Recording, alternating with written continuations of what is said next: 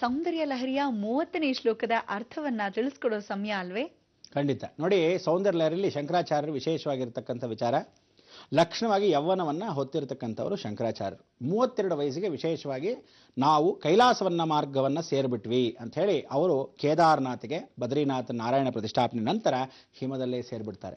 ಇಂಥ ಹಿಮದಲ್ಲಿ ವಾಸವಾಗಿದ್ದಾಗ ಅವರೇನು ಹೇಳ್ತಾರೆ, ಇಡೀ ದೇಶ ರಕ್ಷಣೆಗೋಸ್ಕರ 4 ದಿಕ್ಕಲ್ಲಿ ವಿಶೇಷವಾದ ಶ್ರೀಚಕ್ರ ಪ್ರತಿಷ್ಠಾಪನೆ ಮಾಡಿದ್ದೀನಿ, 4 ಮಠಗಳನ್ನು ಪ್ರತಿಷ್ಠಾಪನೆ ಮಾಡಿದ್ದೀನಿ, 64 ದೇವಿ ಪೀಠಗಳನ್ನು ಪ್ರತಿಷ್ಠಾಪನೆ ಮಾಡಿದ್ದೀನಿ, ಸರ್ವ ಜಗತ್ತಿಗೆ ಒಂದೇ ಶಕ್ತಿಯನ್ನು ಕೊಟ್ಟಿದ್ದೀನಿ. ಈ ಮಂತ್ರದ ಮುಖಾಂತರ ಸರ್ವ ಜನಂ ಮತ್ತೆ ಜಗತ್ತು ವಶೀಕರಣಂ ಅವಾಹ್ಯಾಮಿ, ಅಂದ್ರೆ ಜನವನ್ನು ವಶಿ ಮಾಡೋದಲ್ಲದೆ ಜಗತ್ತನ್ನು ವಶೀಕರಣ ಮಾಡತಕ್ಕಂಥ ಏಕೈಕ ಮಂತ್ರ ಗೊತ್ತಿದ್ದೇ ಆದಿಶಂಕರಾಚಾರ್ಯರು. ಅದಕ್ಕೆ ಅದ್ವೈತ ಸಿದ್ಧಾಂತ.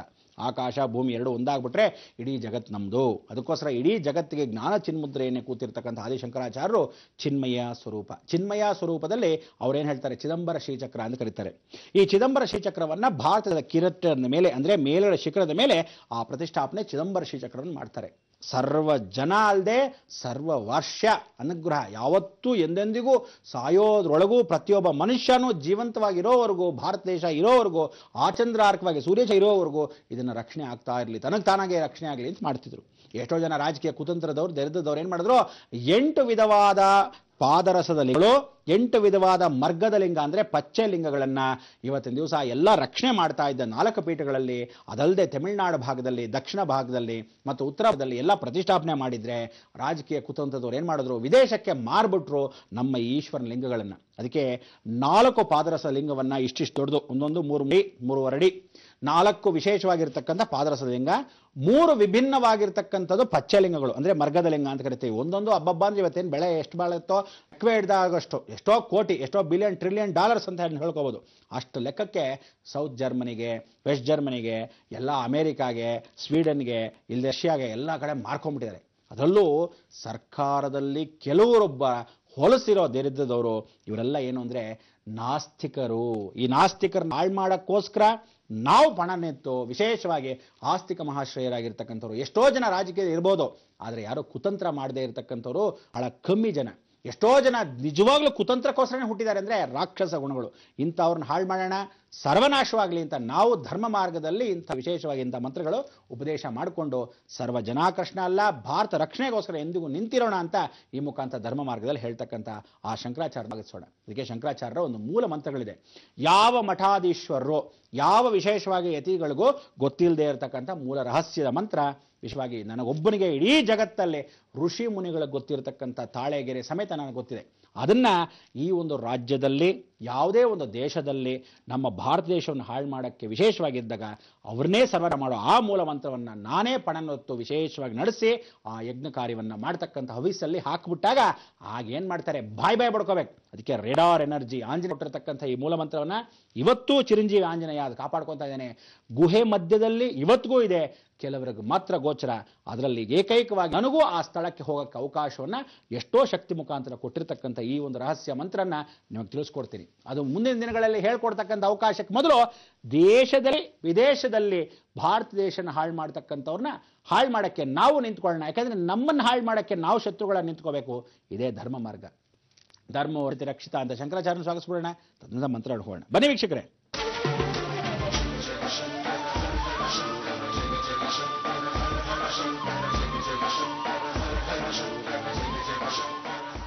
ಓಂ ಶಕ್ತಿ ನಮಃ. ನೋಡಿ, ಮಹಾಶಕ್ತಿ ಆಗಿರ್ತಕ್ಕಂಥವಳು ಇವತ್ತಿನ ದಿವಸದ ಸೌಂದರ್ಯ ಲಹರಿಯ ದೇವಿ ಲಾಕಿನಿ ದೇವಿ. ನಾವು ಶಾಕಿನಿ, ಮೋಹಿನಿ, ಲಾಕಿನಿ ಅಂತೇಳಿವೆ. ಆ ಲಾಕಿನಿ ದೇವಿ ವಿದ್ಯೆಯನ್ನು ಕೊಡ್ತಕ್ಕಂಥವಳು. ವಿದ್ಯೆ ಕೊಡೋಕ್ಕೆ ಭಾಳ ಜನ ಏನು ಮಾಡ್ತಾರೆ, ಸರಸ್ವತಿ ಹತ್ರ ಹೋಗ್ತಾರೆ. ಸರಸ್ವತಿ ಕೊಡಲ್ಲ. ಸರಸ್ವತಿ ಬರೀ ಜ್ಞಾನ ಕೊಡ್ತಾಳೆ, ಸಿದ್ಧಿಯನ್ನು ಕೊಡ್ತಾಳೆ. ಬುದ್ಧಿ ದೇವತೆ ಆಗಿರ್ತಕ್ಕಂಥ ಸಿದ್ಧಿ ಬುದ್ಧಿ ಮಹಾಗಣಪತಿ ಹತ್ರ. ಆದರೆ ಲಾಕಿನಿ ದೇವಿನೇ ಸರ್ವವಿದ್ಯೆಯನ್ನು ಪ್ರಾರಂಗತವಾಗಿರ್ತಕ್ಕಂಥವಳು, ಸರ್ವ ವಿದ್ಯೆಯನ್ನು ಕೊಡ್ತಕ್ಕಂಥ. ಆದರೆ ನೋಡಿದ್ರೆ ಭಯಂಕರವಾಗಿರ್ತಕ್ಕಂಥವಳು. ದೇಹವೆಲ್ಲ ಹಾವುಗಳು. ಅವಳು ಬಾಯಲ್ಲಿ ಕೂಡ ನಾಲ್ಗೆ ತೆಗೆದ್ರೆ ಹಾವಾಗಿ ಬರ್ತಕ್ಕಂಥ ಅವಕಾಶ. ಅಂದರೆ ನಾಲ್ಗೆನೇ ಹಾವು, ಅವಳು ನಾಲ್ಗೆ ತೆಗೆದ್ರೆ ಹಾವು ಹೊರಗಡೆ ಬರ್ತಾ ಇರುತ್ತೆ. ಅಂದರೆ 3 ಮುಳ್ಳವಳು ಇವಳು ಲಾಕಿನಿ ದೇವಿ. ಬಹಳ ವಶೀಕರಣಕ್ಕೆ ಬಹಳ ಸತ್ಯವಾಗಿರ್ತಕ್ಕಂಥವಳು. ಇವಳನ್ನ ಪರಶುರಾಮ ಋಷಿಗಳು ವಶೀಕರಣ ಮಾಡಿಕೊಂಡು ಎಲ್ಲ ಗ್ರಂಥಗಳನ್ನು, ಮೂಲಿಕೆಗಳನ್ನು ಒಂದು ಕಡೆ ಹಾಕಿ ಇದನ್ನು ರಕ್ಷಣೆ ಮಾಡು ಭಾರತ ದೇಶಕ್ಕೆ ಅಂತ ಹೇಳಿ ಲಾಕಿನಿ ದೇವಿನ ಪ್ರತಿಷ್ಠಾಪನೆ ಮಾಡಿರೋದೇ ಪರಶುರಾಮಗಳು. ಪರಶುರಾಮ ಶ್ರೀರಾಮ ಸ್ವತಃ ರಾಮಾವತಾರದಿಂದ ತದನಂತರ ತ್ರೇತಾಯುಗದಿಂದ ವಿಶೇಷವಾಗಿ ದ್ವಾಪರಯುಗದವರೆಗೂ ಕಾಪಾಡಿಕೊಂಡು ಕೃಷ್ಣ ಪರಮಾತ್ಮ ಅದರ ಮೇಲೆ ಸುದರ್ಶನ ಚಕ್ರ ಇಟ್ಟರು. ಅದಕ್ಕೆ ಲಾಕಿನ್ ದೇವಿನ ಸುದರ್ಶನ ಚಕ್ರ ಯಾಕೆ ಇಟ್ಟರು ಅಂದರೆ, ಎಂದಿಗೆ ಭಾರತ ದೇಶಕ್ಕೂ ಅಥವಾ ದೇಶಕ್ಕೆ ಅಭಿಮಾನ ಇಲ್ಲದೆ ಹೊಟ್ಟೋಗುತ್ತೋ, ಎಂದಿಗೆ ಜ್ಞಾಪಕ ಶಕ್ತಿ ಬರುತ್ತೋ, ಈ ಜಗತ್ತನ್ನು ರಕ್ಷಣೆ ಮಾಡೋಕ್ಕೋಸ್ಕರ ಸುದರ್ಶನ ಚಕ್ರ ಮೇಲೆ ಬರಲಿ, ಲಾಕಿನಿ ದೇವಿ ಸಂಹಾರಕ್ಕೆ ನಿಂತುಕೊಳ್ಳಿ, ಸರ್ವವಿದ್ಯೆ ಜಗತ್ತಿಗೆ ಹರಡಲಿ ಅಂತ ಹೇಳಿ ಆ ಒಂದು ಜ್ಞಾನ ಚಿನ್ಮುದ್ರೆಯಲ್ಲಿ ಕೂಡಿಸಿರ್ತಕ್ಕಂಥದ್ದೇ ಸುದರ್ಶನ ಚಕ್ರ. ಅದಕ್ಕೆ ಇವತ್ತು ಕಲಿಯುಗದಲ್ಲೂ ಲಾಕಿನಿ ದೇವಿ ಪೂಜೆಯನ್ನ ಬಹಳ ಕಷ್ಟದಿಂದ ಪೂಜೆ ಮಾಡತಕ್ಕಂಥ ಅವಕಾಶಗಳು ಎಷ್ಟೋ ಜನ ಗೊತ್ತಿಲ್ಲ. ಗುರುಕುಲ ನಾವು ಪ್ರಾರಂಭಿಸಿದಾಗ ಖಂಡಿತ ವಿದ್ಯಾಭ್ಯಾಸದ ಮೊದಲ ಮೂಲ ಮಂತ್ರವೇ ಲಾಕಿನಿ ದೇವಿ ಮಂತ್ರ. ಬನ್ನಿ ಆ ಲಾಕಿನಿ ದೇವಿ ಮಂತ್ರವನ್ನ ಏನ್ ಹೇಳುತ್ತೆ ನೋಡ್ಕೊಳ್ಳೋಣ.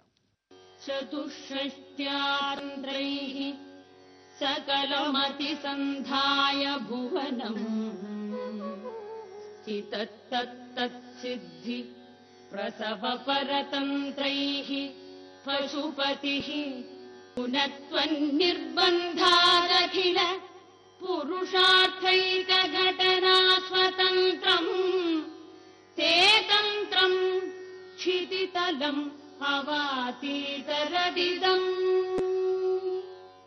ಚತುಷ್ಷಷ್ಟ್ಯಾತಂತ್ರೈಃ ಸಕಲಮತಿ ಸಂಧಾಯ ಭುವನಂ ಸ್ಥಿತತ್ತತ್ಸಿದ್ಧಿ ಪ್ರವಪರತಂತ್ರೈಃ ಪಶುಪತಿಃ ಪುನತ್ವನ್ನಿರ್ಬಂಧಾದಖಿಲ ಪುರುಷಾರ್ಥೈಕ ಘಟನಾ ಸ್ವತಂತ್ರಂ ತೇ ತಂತ್ರಂ ಕ್ಷಿತಿತಲಂ ಅವಾತೀತರದಿದಂ. ಇವಳಲ್ಲಿ ಚತುಷ್ಷಷ್ಟಿ ಅಂತಗಳೇ ಯೋಗಿನಿ ಗಣ ಸೇವಿತಗಳಿಗೆ ಸರ್ವವಿದ್ಯಾ ಯಂತ್ರ ಸ್ವರೂಪದಲ್ಲಿ ಇರತಕ್ಕಂಥ ಎಲ್ಲ ಯಂತ್ರ ಮಂತ್ರಗಳಿಗೂ ಇವಳೇ ಅಧಿಮಾ ಸಿದ್ಧಿ, ಮಹಿಮಾ ಸಿದ್ಧಿ, ಗರಿಮಾ ಸಿದ್ಧಿ, ಸರ್ವಸಿದ್ಧಿಗಳಿಗೂ ಅಧಿಪ ಆಗಿರತಕ್ಕಂಥ ಲಾಕಿನಿ ದೇವಿಯನ್ನ ಸ್ಮರಣೆ ಮಾಡ್ಕೊಳ್ಳೋದು ಬಹಳ ಮುಖ್ಯ. ಇವಳೇನು ಹೇಳ್ತಾಳೆ, ಪುರುಷಾರ್ಥ ಇಲ್ಲದೆ ಇದ್ದವನು ಷಂಡ್ ನನ್ನ ಮಗನೇ ಅನ್ನಲ್ವಾ, ಹಾಗೆ ಅಂಥವನು ಕೂಡ ಸರಿ ಮಾಡೋಳು ಲಾಕಿನಿ ದೇವಿ. ಬಹಳ ವಿಶೇಷವಾಗಿರ್ತಕ್ಕಂಥದ್ದು. ಎಷ್ಟೋ ಗಂಡಂದ್ರು ಮದುವೆ ಆಗ್ಬಿಟ್ಟಿರ್ತಾರೆ, ಮಕ್ಕಳು ಮಾಡೋಕ್ಕೂ ಅವ್ರಿಗೆ ಯೋಗ್ಯತೆ ಇರಲ್ಲ, ಮಕ್ಕಳ ಸಾಧ್ಯತೆಯೇ ಇಲ್ಲ. ಯಾಕೆಂದರೆ ಯೂಸ್ಲೆಸ್ ಮಿಷಿನ್.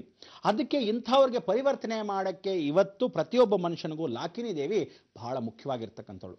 ಇವರಲ್ಲಿ ಏನು ಅಂದರೆ, ನಪುಂಸಕ ಗ್ರಹ ಬಂದಿರೋದ್ರಿಂದ ಶನಿ, ತದನಂತರ ಶುಕ್ರ, ತದನಂತರ ಕೇತು, ಬುಧ, 3 ನಪುಂಸಕ ಗ್ರಹ ಜೊತೆಗೆ ಒಂದು ಶುಕ್ರ ಕೂತ್ಕೊಂಡ್ಬಿಡ್ತಾನಂತೆ. ಅದಕ್ಕೆ ಲಾಕಿನಿ ದೇವಿನ ಪೂಜೆ ಮಾಡಿದಾಗ 3 ನಪುಂಸಕ ಗ್ರಹ ಬಂದ್ಬಿಟ್ಟಾಗ ಅವ್ರ ಕೈಯಲ್ಲಿ ಸಂತಾನ ಅಭಿವೃದ್ಧಿನೇ ಆಗೋದೇ ಇಲ್ದಾಗ. ಅದಕ್ಕೋಸ್ಕರ ಇಂಥವರಿಗೆ ಸ್ವಾರಸ್ಯನೂ ಇರಲ್ಲ, ರಸಿಕತೆನೂ ಇರಲ್ಲ, ಜೀವನ ಪರ್ಯಂತ ಷಂಡ್ರಾಗಿ ಇದ್ದು ಬಿಡ್ತಾರೆ. ಇವ್ರನ್ನೆಲ್ಲ ಸರಿಪಡಿಸೋದು ಯಾರೋ ಲಾಕಿನಿ ದೇವಿ. ಇದು ಒಂದು ವೈಶಿಷ್ಟ್ಯತೆ. ತದಂತರ ನೇತ್ರ ಮಿಲನ ಅಂತ ಕರೀತಾರೆ. ಪ್ರತಿಯೊಂದ್ರಿಗೂ ನೇತ್ರ ಅಂದರೆ ಒಬ್ರಿಗೆ ಒಂದು ಕಣ್ಣು ಸರಿಯುತ್ತೆ, ಇನ್ನೊಂದು ಒಂದು ಕಣ್ಣು ಸರಿಯಿರಲ್ಲ. ಇನ್ನೊಬ್ಬರಿಗೆ ದೂರದೃಷ್ಟಿ ಅಥವಾ ಶಾರ್ಟ್ ಐಡ್ ಅಂತಾರೆ. Short site, long site. ಕೆಲವ್ರಿಗೆ ಇಲ್ಲಿ ನೋಡೋ ಅಂದರೆ ಚೆನ್ನಾಗಿದ್ದೀನಿ ಕಣ, ಅಲ್ಲೆಲ್ಲ ನೋಡ್ಕೊಂಡು ಇಲ್ಲಿ ನಡೀತಿರ್ತಾನೆ, ಯಾಕಂದ್ರೆ ಇವ್ನು ಕಾಣೋದೇ ಇಲ್ಲಿ. ಅದಕ್ಕೋಸ್ಕರ ಊರು ನೋಡೋ ಅಂದರೆ ಯಾವುದೋ ನೋಡ್ತಾ ಇರ್ತಾನೆ. ಹಾಗೆ ಪರಿವರ್ತನಾ ಸ್ವರೂಪಕ್ಕೆ ಎಲ್ಲ ಆ ನೇತ್ರ ಮಿಲನ ಮಾಡೋಳೆ ಅವರು ಲಾಕಿನಿ ದೇವಿ. ವಿದ್ಯಾಪಾರಂಗತರಾಗಿರ್ತಕ್ಕಂಥವ್ರು ರ್ಯಾಂಕ್ ಸ್ಟೂಡೆಂಟ್ ಅಂತ ಹೇಳಿ ಭಾಳ ದುರಾಂಕಾರ ಪಡ್ತಿರ್ತಾರೆ. SLC ವರೆಗೂ ಭಾಳ ಚೆನ್ನಾಗಿರುತ್ತೆ. First PUC, second PUC, third PUC ಅಂದ ತಕ್ಷಣ PUC ಥರ್ಡ್ ಅಂದ ತಕ್ಷಣ ಏನು ಮಾಡ್ತಾನೆ, ಅಯ್ಯೋ ಇಂಜಿನಿಯರಿಂಗ್ ಹೋಗ್ಬೇಕಾ, ಡಾಕ್ಟರ್ ಹೋಗ್ಬೇಕಾ ಅಂತಾನೆ. ಏನು ಮಾಡಬೇಕು ಗೊತ್ತಿಲ್ಲ, ಸರಿ ಟೆಕ್ನಿಕಲಾಗಿ ಮತ್ತೆ ವಾಪಸ್ ಬಂದ್ಬಿಡ್ತಾನೆ. ನೋಡು ಫಸ್ಟ್ ಕ್ಲಾಸಾಗಿ ತೆಗಿತಾ ಇದ್ದವನು ಏನು ಡೌನಿಗೆ ಬಂದ್ಬಿಟ್ಟ ಅಂತ. ಎಷ್ಟೋ ಜನಕ್ಕೆ ಇವತ್ತು PU ಆದಮೇಲೆ ಇಂಜಿನಿಯರಿಂಗ್ ಮಾಡಿ ಮತ್ತೆ ತಿರುಗಿ ಎಲ್ಲ ಡಾಕ್ಟರ್ಗೆ ಎಲ್ಲ ಓದಕ್ಕೆ ಬರ್ತಾರೆ. ಅದು PUC ಆದ ತಕ್ಷಣ ಡಾಕ್ಟರ್ಗೆ ಹೋಗೋದಾಗಿತ್ತು. ವೇಸ್ಟ್ ಆಫ್ ಎನರ್ಜಿ, ವೇಸ್ಟ್ ಮಾಡ್ತಾರೆ ವಿದ್ಯೆಗಳನ್ನು, ಸುಮ್ಮನೆ ಓದ್ತಾ ಇರ್ತಾರೆ. ಜೀವನದಲ್ಲಿ ಯಾವತ್ತೂ ತಿಳ್ಕೊಳ್ಳಿ, ವಿದ್ಯೆನ ಓದಾದ್ರೆ ಯಾವ ವಿದ್ಯೆ ಓದ್ತಿರೋ ನಿಮಗೆ ಉಪಯೋಗ ಆಗಬೇಕು, ಪ್ಲಸ್ ಸೊಸೈಟಿಗೂ ಉಪಯೋಗ ಆಗಬೇಕು. ಇಂಜಿನಿಯರ್ ಆಗ್ಬಿಟ್ಟು ಬರೀ ಇಂಜಿನಲ್ಲಿ ನೀರು ಹಾಕೊಂಡು ಕೂತ್ಕೊಂಡ್ರೆ ನಿಮ್ಮ ಕಾರ್ಗೋಸ್ಕರ ಬೇರೆಯವ್ರಿಗೆ ಯಾರಿಗೆ ಇಂಜಿನಿಯರ್ ನೀರು ಹಾಕ್ತೀರಾ, ಪ್ರಯೋಜನವಿಲ್ಲ. ಅದಕ್ಕೋಸ್ಕರ ಎಲ್ರಿಗೂ ಉಪಯೋಗ ಆಗೋವಂಥ ವಿದ್ಯೆಯನ್ನು ಕಲ್ತ್ರೆ what we are seeking from the society we should give back to the society important. ಅದಕ್ಕೋಸ್ಕರ ಕಲ್ತಿರೋ ವಿದ್ಯೆ ಜನಗಳಿಗೆ ಉಪಯೋಗ ಆಗಬೇಕು. ನೋಡಿ, ಡಾಕ್ಟರ್ ಹೋದ್ರೆ ಎಲ್ಲ ಸೊಸೈಟಿಗೂ ಉಪಯೋಗ ಆಗಬೇಕು. ನಿಮಗೆ ಮಾತ್ರ ಡಾಕ್ಟರ್ 8 ಗಂಟೆ ಮಕ್ಕಳು ಮಾತ್ರ ನೋಡ್ಕೊಂಡು ಕೂತಿರ್ತೀರಾ, ಇಲ್ವಲ್ಲ. ಇಂಜಿನಿಯರ್ ಆದರೆ ಪ್ರಯೋಜನ ಇಲ್ಲ. ಮೆಕ್ಯಾನಿಕಲ್ ಇಂಜಿನ್ ಕಾರ್ ಒಂದು ರಿಪೇರಿ ಮಾಡ್ಬೋದು ಅಷ್ಟೇ ಹೊರತು ಎಲ್ಲ ಕಾರ್ ರಿಪೇರಿ ಮಾಡ್ಬೇಕಂದ್ರೆ ದೊಡ್ಡ ಕಂಪ್ನಿಗೆ ಸೇರ್ಕೋಬೇಕು. ಆಗ ಎಲ್ಲ ಕಾರ್ಗಳಿಗೂ ಒಂದೇ ಸಿಸ್ಟಮ್ ರಿಪೇರಿ ಮಾಡ್ಬೇಕಂದ್ರೆ ಇನ್ನೂ ದೊಡ್ಡ ವಿದ್ಯೆಯನ್ನು ಪಾರಂಗತವಾಗಬೇಕು. ಅದಕ್ಕೆ ಸುಮ್ಮನೆ ಓದ್ತಾ ಇರೋದಲ್ಲ, ನಾನು ಓದ್ತಾ ಇದ್ದೀನಿ ಅಂತ ವೇಸ್ಟ್. ಅದಕ್ಕೆ ಲಾಕಿನಿ ದೇವಿನ ಪ್ರಯೋಗ ಪಟ್ಟರೆ ಜನಕ್ಕೆ ಉಪಯೋಗ ಆಗೋದು, ದೇಶಕ್ಕೆ ಉಪಯೋಗ ಆಗೋದು, ರಾಜ್ಯಕ್ಕೆ ಉಪಯೋಗ ಆಗೋ ವಿದ್ಯೆ ನಿಮ್ಮಲ್ಲಿ ಪಾರಂಗತವಾಗತ್ತೆ ಅಂತ ಆ ಲಾಕಿನಿ ದೇವಿಯ ಮುಖಾಂತರ ಸ್ಮರಣೆ ಮಾಡ್ಕೊಳ್ಳೋ ಈ ಸೌಂದರ್ಯಗೆ ತಮ್ಮೆಲ್ಲರಿಗೂ ಆಧಾರದ ಸ್ವಾಗತ.